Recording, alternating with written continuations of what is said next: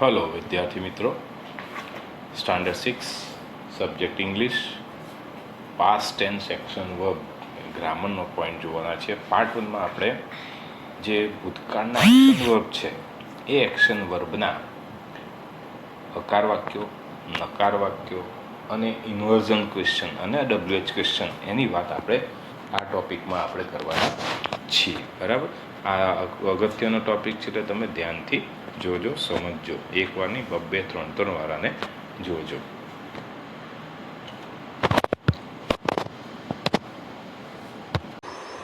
Simple past tense એટલે સાદો ભૂતકાળ. હવે સાદો ભૂતકાળ આપણે ક્યારે વપરાય એની વાત કરવાની છે. તો સાદો ભૂતકાળ માટે કહી શકાય, તમારા સ્ક્રીન પર દેખાશે તમને કે સાદો ભૂતકાળ ક્યારે વપરાય. તો કે નજીકના ભૂતકાળમાં કોઈ ક્રિયા પૂરી થઈ હોય તે દર્શાવવા માટે આ કાળ વપરાય છે. નજીકનો ભૂતકાળમાં કોઈ ક્રિયા સંપૂર્ણ રીતે પૂરી થઈ ગઈ છે તે દર્શાવવું હોય તો આ કાળ વપરાય છે. દાખલા તરીકે, ગઈકાલે અમે ખાધું, તો અહીંયા ખાવાની ક્રિયા પૂરી થઈ ગઈ. ગઈકાલની વાત છે અને તમે ખાવાની ક્રિયા કરીએ પૂરી થઈ ગઈ છે. ગયા મહિને અમે ફિલ્મ જોઈ, અહીંયા પણ ફિલ્મ જોવાની ક્રિયા પૂરી થઈ ગઈ છે. તો જે ક્રિયા પૂરી થઈ છે એના માટે સાદો ભૂતકાળ વપરાય છે. એની રચના જુઓ તો તમને સ્ક્રીન પર દેખાશે. રચનામાં શું વાપરી શકાય? તો કે કર્તા, ક્રિયાપદનું ભૂતકાળનું રૂપ, કર્મ પ્લસ અન્ય શબ્દો વપરાય છે. કર્તા, ક્રિયાપદનું ભૂતકાળનું રૂપ, કર્મ અને અન્ય શબ્દો મુકાય છે. કર્તા એટલે જે ક્રિયા કરે છે તે, ક્રિયાપદનું ભૂતકાળનું રૂપ એટલે કે જે તમે ક્રિયા કરી હોય એનું ભૂતકાળનું રૂપ એમાં આપણે મૂકીશું. કર્મ એટલે કે ઓબ્જેક્ટ અને બીજા અન્ય શબ્દો મુકાય છે. હવે આપણે બીજા કાળ ભણવાના છે તો એ દરમિયાન બીજા 4-5 કાળ ભણીશું. તો બધા કાળ ભેગા થાય તો ઓળખવું અઘરું પડે. તો એના માટે આપણી પાસે એના દરેક કાળના ઓળખ શબ્દો તૈયાર હોવા જોઈએ. તો અહીંયા સાદા ભૂતકાળમાં પણ આપણી પાસે ઓળખ શબ્દો છે. કયા કયા ઓળખ શબ્દો છે જુઓ તમારા સ્ક્રીન ઉપર. પહેલો શબ્દ છે યસ્ટરડે, ગઈકાલે. Last week, last Sunday, last Monday. એટલે કે લાસ્ટવાળા તમામ શબ્દો, last week, last month, last January, last February, last March, last April, last month, last year, last century, એ બધા જ શબ્દો એટલે કે લાસ્ટથી શરૂ થતા બધા જ શબ્દો સાદા ભૂતકાળમાં વપરાય છે. એ ઉપરાંત છે અગો. અગો એટલે પહેલાં. ધ પ્રીવિયસ ડે, પ્રીવિયસ એટલે પહેલાંનો દિવસ.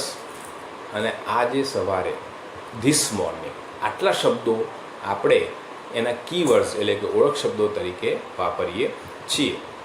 આ તમામ શબ્દો તમારે યાદ રાખવાના. આ શબ્દો હશે તો ખબર પડશે કે આપેલું વાક્ય કયા કાળનું છે. બરાબર છે? તો હવે એના કેટલાક ઉદાહરણો જોઈએ. જુઓ તમારા સ્ક્રીન ઉપર કેટલાક ઉદાહરણો આવશે, તો એ જ ઉદાહરણ તમે ધ્યાનમાં રાખજો. પહેલું ઉદાહરણ છે, બેબી પ્લેડ ક્રિકેટ યસ્ટરડે. કૌંસમાં પ્લે છે. હવે આ વાક્યમાં કયો ઓળખ શબ્દ આપેલો છે? તો કે યસ્ટરડે. હવે યસ્ટરડે એ આપણે સાદા ભૂતકાળમાં વપરાય છે. સાદા ભૂતકાળનો ઓળખ શબ્દ છે. એટલે આ વાક્ય કયા કાળનું થયું? તો કે સાદા ભૂતકાળનું થયું. સાદા ભૂતકાળનું વાક્ય આવ્યું એટલે મારે જે કૌંસમાં પ્લે ક્રિયાપદ છે એ પ્લે ક્રિયાપદનું ભૂતકાળનું રૂપ મૂકવું પડે, જે આપણે રચનામાં લખેલું છે. તો યાદ રાખજો કે સાદા ભૂતકાળનું વાક્ય હોય તો આપેલી ખાલી જગ્યામાં કૌંસમાં આપેલા ક્રિયાપદનું ભૂતકાળનું રૂપ મુકાય. એટલે મેં અહીં જવાબમાં મૂક્યું છે played. Baby played cricket yesterday. જવાબ આવો આવે. બીજું, she danced on the stage last week. ચલો, આ વાક્યમાં કયું છે ઓળખ શબ્દ? કયો છે? તો કે લાસ્ટ વીક. તો લાસ્ટ વીક શબ્દ પણ આપણને સાદા ભૂતકાળનું વાક્ય સૂચવે. તો આમાં મારે જે કૌંસમાં ક્રિયાપદ આપ્યું છે ડાન્સ, એ ડાન્સનું ભૂતકાળનું રૂપ મૂકવું પડે. તો મેં મૂક્યું છે she danced on the stage last week. ત્રીજું વાક્ય જુઓ, ચાઇલ્ડ ક્રાય ટુ અ સેગો, કૌંસમાં છે ક્રાય. તો આ વાક્યમાં ઓળખ શબ્દ કયો? તો કે અગો. ઓળખ શબ્દ મોટા ભાગે વાક્યના અંતે મુકાતા હોય છે. તો આ વાક્યમાં ઓળખ શબ્દ કયો છે? અગો. તો અગો શબ્દ પણ સાદો ભૂતકાળ સૂચવે. તો આ વાક્ય પણ કયા કાળનું થયું? સાદા ભૂતકાળનું થયું. તો અહીંયા મેં જવાબમાં જે કૌંસમાં જે ક્રાય મૂક્યું છે એ ક્રાયનું ભૂતકાળનું રૂપ ક્રાઇડ કર્યું. ક્રાઇડનું સ્પેલિંગ બદલાઈ ગયું, CRIED. એના નિયમો છે, એ નિયમ આપણે પાર્ટ 2માં જોઈશું પાછા. અત્યારે આપણે આટલે કે ચાઇલ્ડ ક્રાઇડ 2 hours ago, 2 કલાક પહેલાં બાળક રડ્યું. આવું ભૂતકાળની ક્રિયા થઈ આમાં. ચોથું વાક્ય જુઓ, they ક્લેપ્ડ in the last period. Clap કૌંસમાં આપેલું છે. લાસ્ટ પીરિયડ એ ઓળખ શબ્દ છે. તો આપેલું આ વાક્ય કયા કાળનું છે? એ પણ સાદા ભૂતકાળનું જ છે. એટલે મેં જવાબમાં મૂક્યું છે ક્લેપનું ક્લેપ્ડ. આમાં પણ સ્પેલિંગ ક્લેપનો બદલાઈ ગયો છે. ક્લેપનું થઈ ગયું PED, ક્લેપ્ડ. તો એ પણ એક નિયમ છે, એ પછી જોઈશું આપણે આગળ. અને છેલ્લું ઉદાહરણ જોઈએ તો I bought a TV last week. આ વાક્યમાં પણ લાસ્ટ વીક શબ્દ એ સાદા ભૂતકાળનો છે. તો આ વાક્ય પણ આપણું સાદા ભૂતકાળનું જ વાક્ય કહેવાય. તો કૌંસમાં જે બાય આપેલું છે એનું મારે ભૂતકાળનું રૂપ મૂકવું પડે. હવે અહીંયા મેં બાયનું બાઇડ એવું કર્યું નથી, પણ બાયનું મેં મૂક્યું છે બોટ, BOUGHT. તો આ બાયનું ભૂતકાળનું રૂપ બોટ છે એ અનિયમિત ક્રિયાપદ છે. તો એ અનિયમિત ક્રિયાપદ આપણે યાદ રાખવા પડે. એનું લિસ્ટ તમને આપવામાં આવશે, એ તમારે યાદ રાખવાનું. તો આ 5 વાક્યો પરથી આપણે એવું કહી શકાય કે આપેલા વાક્યમાં જો yesterday, last week, ago, last period, last week, last year જેવા શબ્દો હોય તો આપેલી ખાલી જગ્યામાં ક્રિયાપદનું ભૂતકાળનું રૂપ મુકાય છે. બરાબર છે? તો ક્રિયાપદના ભૂતકાળના રૂપના નિયમો છે આપણે પછી જોઈશું બીજા પાર્ટમાં. પણ અત્યારે તમારે આટલું ધ્યાનમાં રાખવાનું છે. ઓકે? તો આનું તમારે જો તમારે કરવું હોય તો તમારે ઘરે એને પ્રેક્ટિસ કરવાની. એને તમારે લખવું હોય તો લખી રાખજો, સ્ક્રીનશોટ પાડવો તો સ્ક્રીનશોટ પાડી રાખવાનો, અને તમે ઘરે પણ વધારે અભ્યાસ કરી શકો છો. ઉદાહરણોમાં ફેરફાર, ક્રિયાપદનો ભૂતકાળનું રૂપ મુકાય ત્યારે કેટલાક ફેરફાર થાય છે. તો એ ફેરફાર શા માટે થાય છે એની કેટલીક વાત આજે આપણે અહીં કરીશું. અને એ ઉપરાંત નકાર વાક્યની રચના પણ આપણે આજના પાર્ટ 2માં જોઈશું. તો આપણે શરૂ કરીશું કે એના નિયમો, કે ક્રિયાપદમાં કેટલાક નિયમોનો ફેરફાર આપણે કરવો પડે છે. તો એની વાત કરીએ. તો પહેલો નિયમ છે, ક્રિયાપદનું ભૂતકાળનું જે રૂપ બનાવવું છે એના માટેના નિયમો જે છે એ આપણે જોઈએ. તો પહેલો નિયમ છે, ક્રિયાપદને અંતે ઈડી લગાવવાથી ભૂતકાળનું રૂપ બને છે. તમારી સામે જે પહેલો નિયમ છે જુઓ, ક્રિયાપદને અંતે ઈડી પ્રત્યે લગાવવાથી ભૂતકાળનું રૂપ બને. મોટાભાગના ક્રિયાપદોને ઈડી લગાવવાથી આપણે ભૂતકાળનું રૂપ બને છે. દાખલા તરીકે પહેલા ઉદાહરણમાં જોયું હતું પ્લે. તો પ્લેનું ભૂતકાળ થાય પ્લેડ, એને ઈડી લગાવ્યો તો ઈડી લગાવવાથી ભૂતકાળનું રૂપ બને છે. વોક, વોકડ, ઈડી લગાવો, વોક શબ્દને ઈડી લગાવો એટલે પણ ભૂતકાળનું રૂપ બને. ટોક, ટોકડ, એને પણ ઈડી લગાવો. આવા અનેક શબ્દો આપણી પાસે છે. તો એ આપણે મહાવરાથી એ શબ્દોને યાદ રાખવાનો પ્રયત્ન કરીશું. બીજો નિયમ છે, જે ક્રિયાપદને અંતે ઈ આવેલો હોય તે શબ્દને માત્ર ડી લગાવવાનો, એને ઈડી લગાવવાની જરૂર નથી. એટલે કે માત્ર ડી લગાવવાથી ભૂતકાળનું રૂપ બને છે. પહેલામાં જ આપણે જોયું હતું, પહેલું જે વાક્ય હતું, પાર્ટ 1માં જે વાક્ય હતું એમાં એક ક્રિયાપદ હતું ડાન્સ. તો ડાન્સનો છેલ્લો શબ્દ છે ઈ, તો એને કંઈ ઈડી ફરી નથી લગાવવાનું. તો ઈ તો છે જ, માટે ત્યાં માત્ર ડી લગાવવાનો છે. એટલે ડાન્સ્ડ એવો એક શબ્દ થશે. બરાબર છે? તો એવા કેટલાક શબ્દો તમારે યાદ રાખવાના. મહાવરાથી આપણે ફરી વાર કહું છું કે મહાવરાથી આ તમને શબ્દો યાદ રહેશે. ત્રીજો શબ્દ છે, જે શબ્દના અંતે વાય આવેલો હોય અને વાયની પહેલાં વ્યંજન આવેલો હોય. તો વાયનો આઈ થાય છે અને ઈડી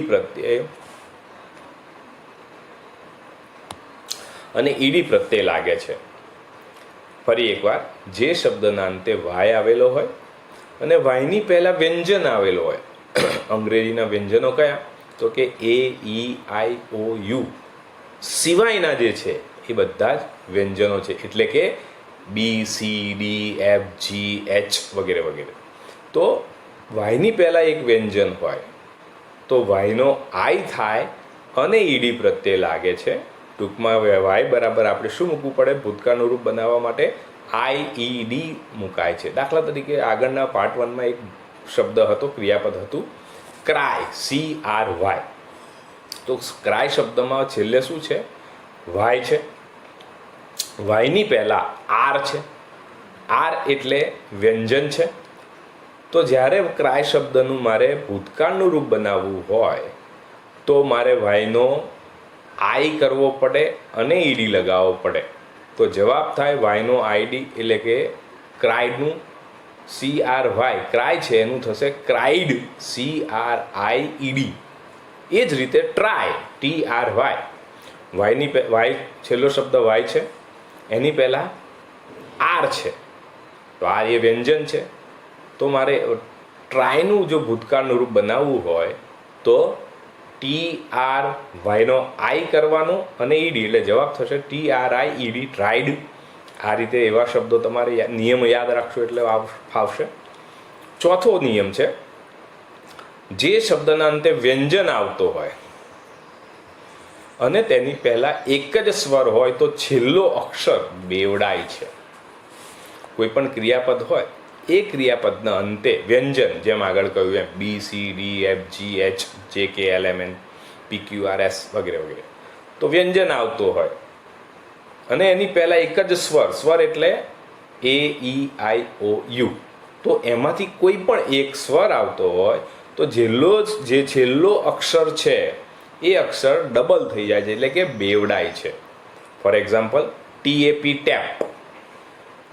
તો ટેપમાં છેલ્લો શબ્દ કયો છે? પી. પીની પહેલાં એક જ સ્વર છે, કયો છે? એ. તો પીની પહેલાં એક જ સ્વર છે, માટે જ્યારે ટેપ શબ્દનું ભૂતકાળ બનાવીએ તો એ છેલ્લો અક્ષર બેવડાય એટલે ટેપ્ડ થશે. TAPPED થશે. પાર્ટ 1માં જ એક ઉદાહરણ હતું ક્લેપ, તો CLAP. તો આમાં પણ છેલ્લો શબ્દ કયો છે? પી. પીની પહેલાં એક જ સ્વર છે, કયો છે? એ. તો જ્યારે ક્લેપનું જે મારે ભૂતકાળ બનાવવું હોય તો ભૂતકાળ બનશે ક્લેપ્ડ. તો આ રીતે આપણે નિયમો લાગુ થશે. તો આ વાત થઈ નિયમોની. ઓકે, હવે આ નિયમો જોયા પછી આપણે વાત કરીશું નકાર વાક્યોની. તો કે નકાર વાક્ય બનાવવા માટે શું કરી શકાય? તો આપણે ચોથી સ્લાઇડમાં જોશો. નકાર વાક્યની રચનામાં કર્તા વત્તા ડીડ વત્તા નોટ વત્તા મૂળ ક્રિયાપદ વત્તા કર્મ વત્તા અન્ય શબ્દો મુકાય. એટલે કે કર્તાની રચના બનાવી હોય તો તમારે ડીડ વત્તા મૂળ ક્રિયાપદ મૂકવું પડે.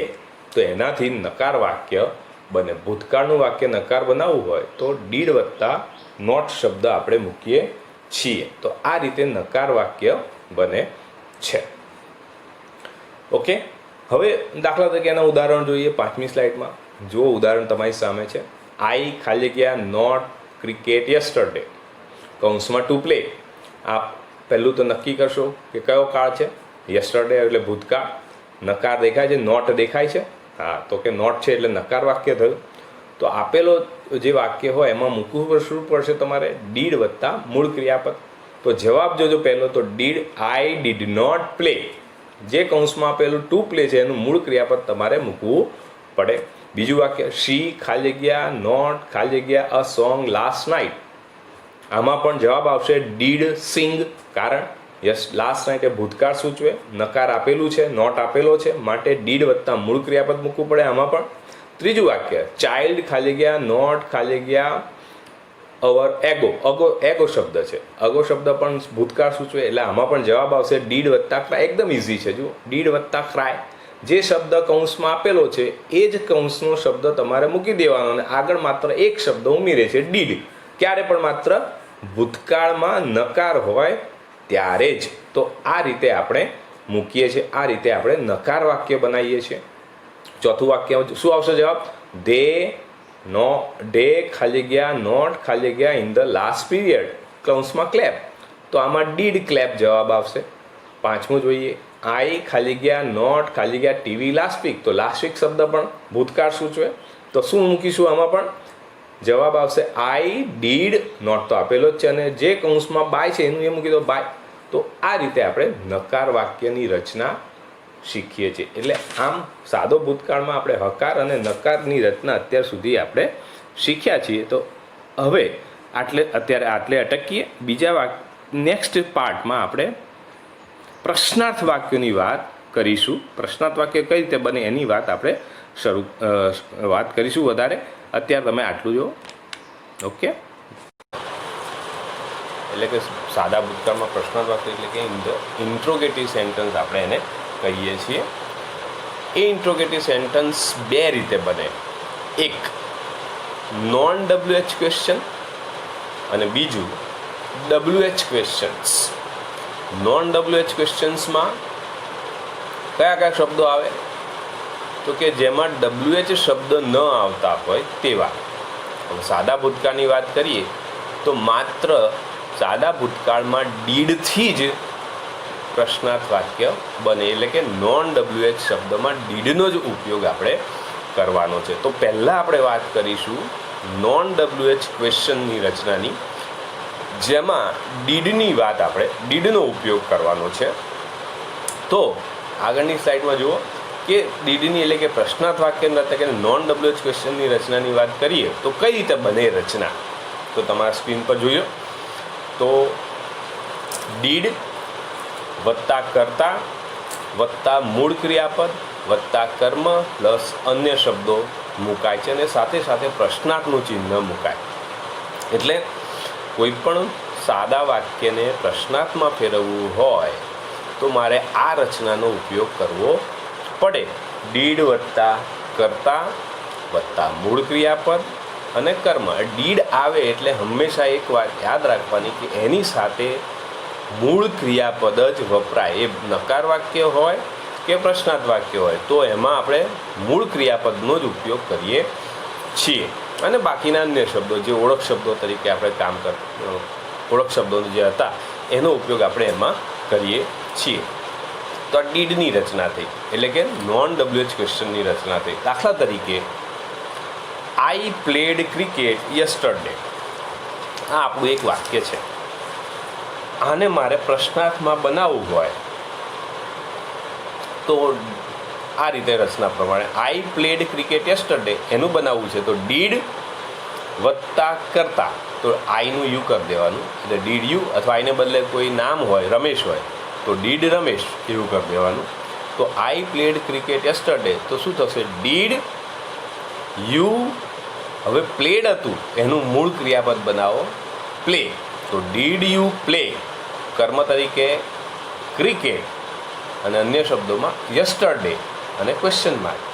તો આખો શબ્દ થશે did you play cricket yesterday. તો જવાબ રચના આ રીતે બની શકે. હવે બીજું એક વાક્ય હતું Maya danced on the stage. Maya danced on the stage last week. હવે એ જ વાક્યને મારે બનાવવું છે તો ડીડ માયા ડાન્સ્ડ લખ્યું છે મૂળ વાક્યમાં તો એનું ડાન્સ કરી દેવાનું. Did Maya dance on the stage yesterday last week. જે શબ્દ આપ્યો હોય ત્યાં એમાં મૂકવાના. તો આ રીતે આપણે ડીડની રચના, આ બહુ સહેલું છે, એટલે કે ડીડની રચના બનાવવાનો પ્રયત્ન કરવાનો. દાખલા તરીકે બીજા એક ઉદાહરણ જોઈએ નેક્સ્ટ સ્લાઇડમાં જુઓ. પહેલું એક્ઝામ્પલ જુઓ. ખાલી જગ્યા યુ ખાલી જગ્યા ક્રિકેટ યસ્ટરડે કૌંસમાં પ્લે આપેલું છે. હવે આનું પ્રશ્નાર્થ છે, સામે પ્રશ્નાર્થનું ચિહ્ન દેખાય એટલે પ્રશ્નાર્થ વાક્ય થયું. પહેલો નક્કી કરો કાળ કયો છે તો કે યસ્ટરડે આપેલો છે. યસ્ટરડે આપેલો એ કયો કાળ? ભૂતકાળ. તો ભૂતકાળનું પ્રશ્નાર્થ બનાવવું હોય તો જવાબ મારે શું મૂકવો પડશે? ડીડ અને પ્લે. તો જવાબ આવે ડીડ પ્લે. જો જવાબ લખેલો જ છે નીચે, did you play cricket yesterday. આ રીતે આખું વાક્ય બને. બીજું વાક્ય જુઓ, ખાલી જગ્યા ધે ખાલી જગ્યા ધેર વર્ક લાસ્ટ નાઇટ કૌંસમાં ડુ. હવે ડુ છે તો પહેલાં નક્કી કરો કયું આ વાક્ય કયા કાળનું છે, તો કે લાસ્ટ નાઇટ. જો લાસ્ટ નાઇટ છે, હા છે, તો લાસ્ટ નાઇટ એ કયો કાળ સૂચવે, સાદો ભૂતકાળ સૂચવે. હવે સાદા ભૂતકાળનું આ પ્રશ્નાર્થ વાક્ય થયું માટે ત્યાં મારે પહેલું જ ડીડ મૂકીશું અને પછી જે કૌંસમાં જે ક્રિયાપદ છે ડુ એનું મૂળ ક્રિયાપદ એટલે કે એનું એ જ મૂકી દેવાનું છે. Did they do their work last night. આ રીતે બનશે. ત્રીજું વાક્ય જુઓ, ખાલી જગ્યા નીતિ ખાલી જગ્યા ધીસ મોર્નિંગ કૌંસમાં ડ્રો. ફરીથી ધીસ મોર્નિંગ પણ એ આપણો એક ઓળખ શબ્દ છે જે સાદો ભૂતકાળ સૂચવે છે. તો ફરી વાર એનો જવાબ આવશે ડીડ નેતિ અને કૌંસનું મૂળ ક્રિયાપદ એટલે ડ્રોનું ડ્રો જ. તો ડીડ નેતિ ડ્રો ધીસ મોર્નિંગ. આ રીતના રચના બને. તો આ જે રચનાઓ છે એ શેની થઈ, ડીડના એટલે કે ઇન્ટ્રોગેટિવ સેન્ટન્સ, એમાં નોન WH ક્વેશ્ચન એની આપણે અત્યારે વાત કરી છે. હવે આપણે વાત કરીશું WH ક્વેશ્ચન્સ. હવે WH ક્વેશ્ચન્સથી રચના પણ બને. હવે WH ક્વેશ્ચન એટલે કયા WH કરો, તો કે જેમાં W અને Hનો સમાવેશ થતા હોય એવા પ્રશ્ન શબ્દો. આપણને ખબર જ છે કયા હોય, તમે ભણી પણ ગયા છો. તો કે what, where, when, why, how many, how much વગેરે વગેરે. આવા અનેક છે પણ આપણે બધા શીખવાના નથી. તો અત્યારે જે કામ પૂરતા છે એમાં આપણે શીખવાની વાત છે વોટ, વેર, વેન, વાય અને હાઉ અને એક હુ શબ્દ. તો આટલા WH શબ્દો આપણે શીખવાના છે. તો એ WH શબ્દોની રચના પણ આપણે આમાં જોઈએ. તો કઈ રીતે બને WH? આ આપણે અત્યારે વાત કરી નોન WHની. હવે WH પ્રશ્ન શબ્દોની વાત કરીશું. તો એની રચનાની વાત કરીએ તો એમાં જુઓ આગળની સ્લાઇડમાં WH ક્વેશ્ચન રચના. તો WH ક્વેશ્ચન રચનામાં યાદ રાખજો વોટ, વેર, વેન, વાય અને હાઉની સુધી છગડીયો કૌંસ કરેલો છે. તો આ 5 શબ્દોની રચના આ એક જ જે લખી છે તે, એટલે કે શું, ડીડ વત્તા કર્તા વત્તા મૂળ ક્રિયાપદ વત્તા કર્મ વત્તા અન્ય શબ્દો. આ 5ની રચના થશે. કોઈ વોટની રચના પણ સેમ, વેરની પણ આ જ, વેનની પણ આ જ, વાયની પણ આ જ અને હાઉની પણ આ જ રચના થાય. ખાલી હુની રચના થોડી જુદી પડે છે એટલે આપણે અહીંયા અત્યારે લખી નથી. તો પહેલાં કોઈ પણ પ્રશ્ન વાક્યને અથવા કોઈ પણ આપણું જે પ્રશ્ન વાક્ય બનાવવું હોય તો પહેલાં WHથી બનાવો તો કયા શબ્દથી બનાવવું છે આપણે પરીક્ષામાં પૂછ્યા છે. કૌંસમાં તમને જે શબ્દો આપે એનાથી તમારે પ્રશ્ન વાક્ય બનાવવું પડે. તો માની લો કે શીલા એટ મેંગોઝ લાસ્ટ નાઇટ. બરાબર છે. હવે આમાં મારે વાક્ય બનાવવું છે. પ્રશ્ન તમને આપ્યો છે હુ અથવા તો સરસ વોટથી વાત કરીએ તો વોટ. તો વોટથી પ્રશ્ન વાક્ય બનાવવું હોય તો વોટથી વાક્ય બનાવીએ ત્યારે રચના આની આ જ ઉપયોગ કરવાનો. વોટ પછી ડીડ વાપરવાનું, કારણ કે મૂળ વાક્ય આપણે કયા કાળનું છે, ભૂતકાળનું છે કે શીલા એટ મેંગોઝ લાસ્ટ નાઇટ. તો વોટથી વાક્ય બનાવીએ તો વોટ ડીડ કરતા તરીકે શીલા મૂકવું પડે, મૂળ ક્રિયાપદ એટનું મૂળ ક્રિયાપદ થાય ઈટ. વોટ ડીડ શીલા ઈટ અને કર્મ. હવે આ વસ્તુ તમારે વોટવાળા વાક્યમાં યાદ રાખવાની કે જ્યારે આપણે વોટથી વાક્ય બનાવીએ છીએ ત્યારે તેમાં કર્મ વપરાતું નથી, એટલે કે વસ્તુનું નામ વપરાતું નથી. એટલે કે કર્મ જે છે એ વોટવાળા વાક્યમાં આવશે નહીં. આ તમારે ખાસ યાદ રાખવાનું કે વોટવાળા વાક્યમાં આપણે કર્મ મૂકતા નથી. આપણે દરેક શબ્દ જે what, where, when, why, how અને હાઉ એની વાત આગળના પાર્ટમાં પણ કરીશું અલગ રીતે. પણ અત્યારે તમે આટલું સમજો કે WH ક્વેશ્ચન બનાવવો હોય તો આ રચના તમારે યાદ રાખવી પડે. તો આનો ઉપયોગ તમારે કરવો પડે કે વોટ, વેર, વેન, વાય અને હાઉ.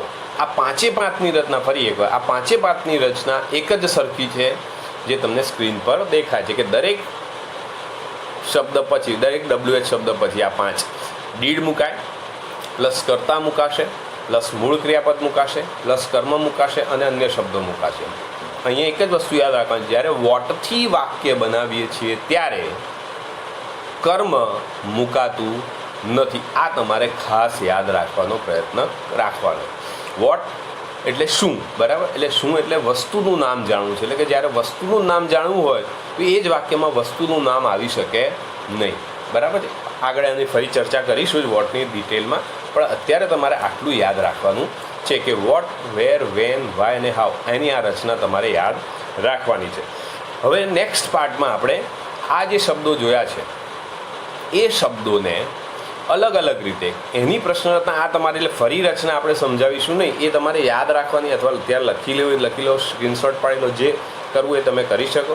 પણ પછી જ્યારે મૂકીશું ત્યારે માત્ર વોટ ક્યારે વપરાય, એના ઉપયોગો શું, કઈ રીતે વોટનું વાક્ય બને, વેરનું વાક્ય કઈ રીતે બને, વેનનું વાક્ય કઈ રીતે બને, કે વાયનું વાક્ય કઈ રીતે બને, પ્રશ્નાર્થ વાક્યની વાત છે. તો આટલું આપણે કરી શકાય. આ રીતે આપણે જોઈશું. હવે અત્યારે આપણે વાત કરી હકાર વાક્યોની, નકાર વાક્યોની અને પ્રશ્નાર્થ વાક્યોની. આ પ્રશ્નાર્થમાં આપણે બે રીતે જોયા, એક નોન WH થી અને WH થી. આ આપણે વાક્યો જોયા. હવે તમારે ઘરે આવા વાક્યોને એકબીજામાં પરિવર્તિત કરવાની વાત કરવાની. એટલે કે ઘરે પણ પ્રયત્ન કરવાનો, કોઈ પણ એક વાક્ય લેવાનું, એને હકારમાં હકાર લેવાનું, હકારનું નકાર બનાવો, નકારનું પ્રશ્નાર્થ બનાવો.